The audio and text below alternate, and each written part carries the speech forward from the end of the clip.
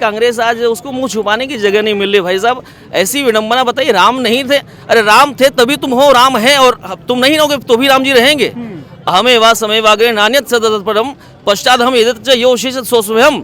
भगवान थे, भगवान हैं, भगवान ही रहेंगे। हम लोग तो अभी हैं, फिर न जाने कहाँ चले जाएंगे। फरही न बेत जदपि सुधा बरसहि जलद और मूरख हृदय न चेती जो गुरु विरहि में जिसम। भगवान ब्रह्मा विधाता भी अगर गुरु बन जाए तो ऐसे मूर्खों को वो चेतना नहीं प्रदान कर सकते। तो खबर इंडिया की टीम पहुंच चुकी है अयोध्या और ये देख सकते हैं लता मंगेशकर जो चौक है और यहाँ पर अभी योगी जी सर्वे करके गए कि किस तरह की यहाँ पर पूरा सुरक्षा व्यवस्था और कार्य कैसा है। तो यहाँ पे कुछ महंत जी हैं, उनसे बात करते हैं। महाराज जी क्या नाम होगा? आचार्य पद्मेश जी मेरा नाम है। तो कैसा लग रहा है अयोध्या?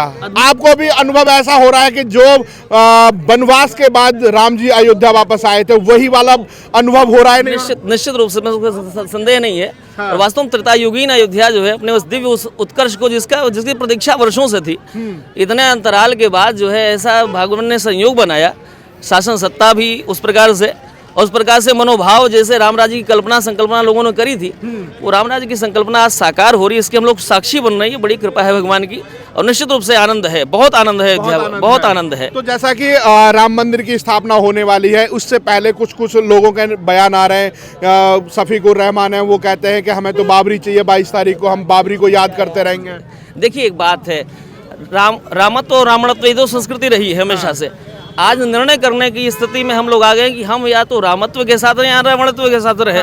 और जो आज इस प्रकार का विरोध कर रहे हैं, भगवान श्री राम इतने वर्षों की प्रतीक्षा किया, भगवान श्री राम ने अपनी गवाही दी और इसके बाद जब कोर्ट के माध्यम से निर्णय हो रहा है, उसके बाद ऐसे बयान बड़े दुर्भाग्यजनक हैं।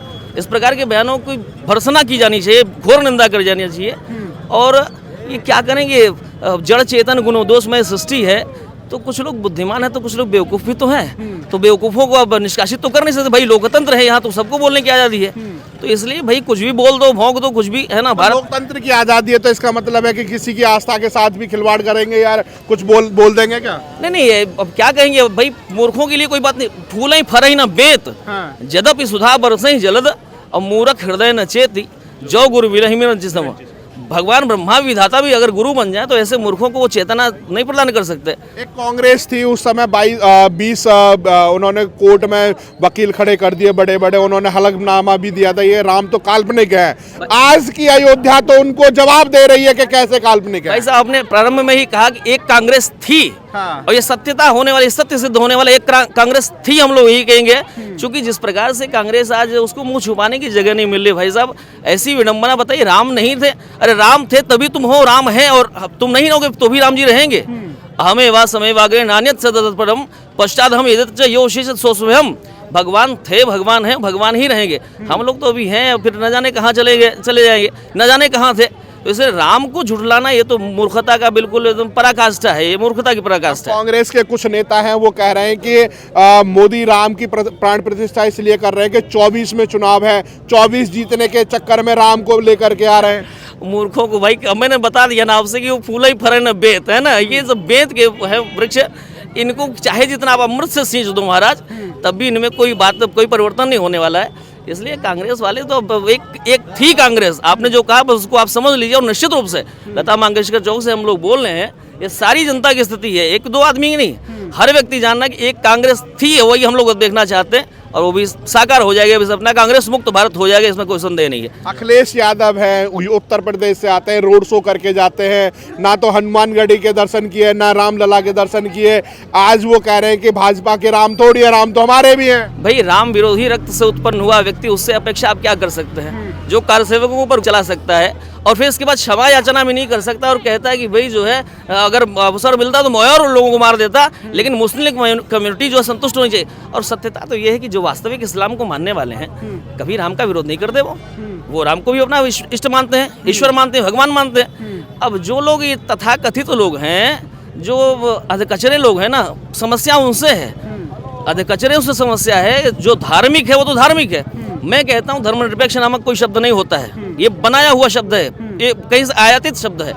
धर्मनिरपेक्ष तो कोई हो ही नहीं सकता भाई, हम कुछ ना कुछ तो धारण करेंगे, हम धर्मनिरपेक्ष कैसे हो सकते हैं? हाँ। और रही बात इनकी, तो ये तो रक्त में इनकी खराबी है ना, वो समस्या है, ये ऐसे ही करेंगे है ना, इनसे अपेक्षा हम लोग नहीं कुछ कर सकते। ठीक है, जी अखिलेश। जी आपका क्या नाम है? मुक्तामणि शास्त्री। तो आप कैसे देखते हैं अयोध्या आज दोबारा पुनर्जन्म की तरह आज वो देखने को मिल रही है, खूबसूरत आज वो अयोध्या यहाँ पर दिखाई दे रही है।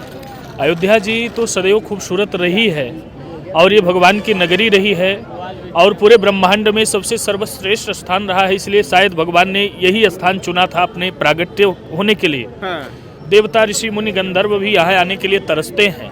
यद्यपि सब वैकुंठ बखाना, शास्त्रों में तो यहाँ तक कहा गया कि वैकुंठ से भी सर्वश्रेष्ठ अयोध्या जी है।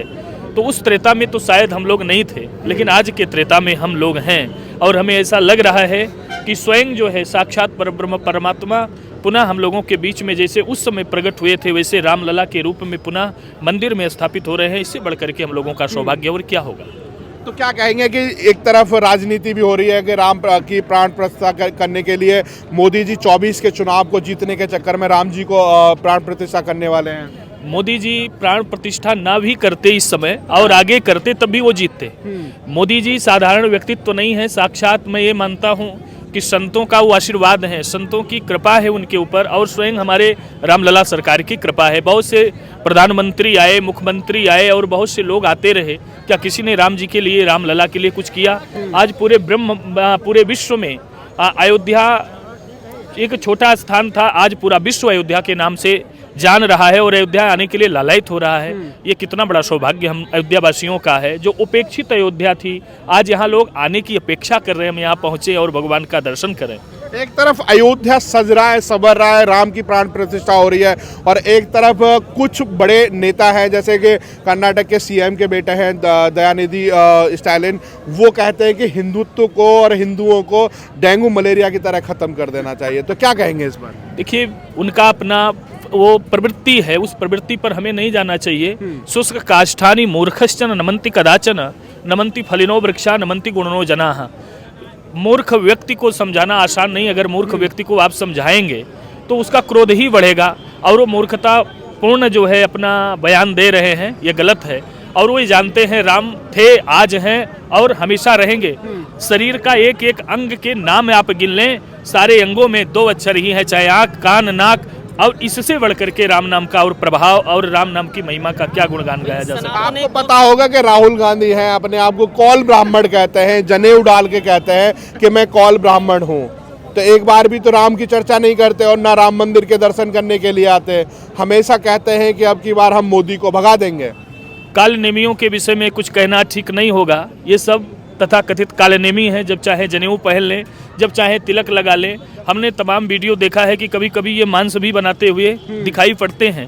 तो अब इन पर हम क्या टीका टिप्पणी करें, लेकिन सही बात तो ये है, कालनेमी भी हनुमान जी को कथा सुनाना चाहता था, लेकिन भयो महारन रावण राम ही, राम जी का नाम न लेकर के वो रावण का नाम ले रहा था। तो ऐसे कालनेमियों से आप ये अपेक्षा न करें कि वो राम का नाम लेगा या राम को अपना आराध्य मानेगा। कह रहे हैं कि राम मंदिर तो झांकी है, अब कुछ लोग कह रहे हैं कि मथुरा काशी बाकी है, काशी में कुछ रह गया है, मथुरा बाकी है। नहीं, बिल्कुल, ये कुछ लोग नहीं, सब लोग कह रहे हैं कि जैसे राम जी की स्थापना, रामलला सरकार की स्थापना राम जन्मभूमि में हो रही है, ऐसे ही अब जो है मथुरा में भी भगवान श्री कृष्ण जी की स्थापना हम लोग अपने नेत्रों से देखें। और ज़्यादा दिन नहीं है, बस बहुत ही कम समय में ये खुशखबरी आपको मिलेगी और हमारे जैसे ही साधु संत वहाँ भी डिबेट करते हुए आपको दिखाई पड़ेंगे। एक समय था, नरेंद्र मोदी जी यहाँ पहली बार आए थे, उस समय संकल्प लेके गए थे कि मैं अयोध्या तभी आऊँगा जब अयोध्या का जो मैटर है वो सिलट जाएगा और वो हमारे पक्ष में आएगा, तभी मैं अयोध्या की ज़मीन पे पैर रखूंगा। तो इसी तरीके से मथुरा में भी जाकर के आरती की है, हो सकता है कि वहाँ पे भी ऐसा ही संकल्प लिया गया हो। तो क्या लगता है कि मोदी के रहते हुए मथुरा और काशी मिल जाएगा? देखिए, हमारा संकल्प 2 प्रकार का होता है, एक सकाम एक निष्काम। सकाम संकल्प स्वार्थ हित के लिए होता है कि हमारा घर बन जाए, हमारा मकान बन जाए, हम प्रधानमंत्री बन जाएं। लेकिन राष्ट्र हित में किया गया निष्काम संकल्प जो होता है उसको स्वयं भगवान आकर के पूर्ण करते हैं और उनकी कृपा होती है, क्योंकि भगवान की कृपा निष्काम संकल्प पर विशेष रूप से होती है भैया।